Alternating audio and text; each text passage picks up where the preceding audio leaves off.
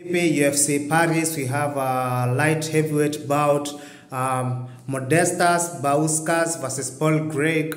Paul Craig with notable wins against Jamal Hill, former champ, and the current light heavyweight champion, and Ankalaev, which he caught him with a slick submission. So Paul Craig has a very, very good ground game.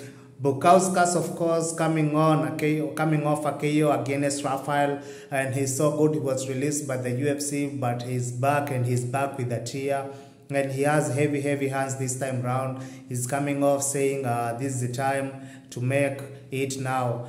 Paul Craig went down to the middleweight division. I think he's tired of getting beat up. He came up and fought Bellator, which had a controversial win. We didn't know how Bellator was even going in there, if it was an act, but we really didn't understand.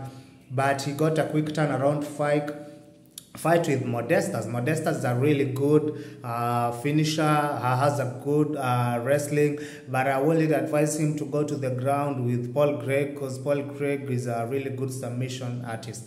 But at least, apart from that, I think if the fight stays on the feet, Bukauskas got a really high chance of winning this fight, because Paul Craig has been getting pierced up on the feet with a lot of people. He's just so good at jiu-jitsu and maybe some technical defense, but not along. But this is MMA. MMA is all round.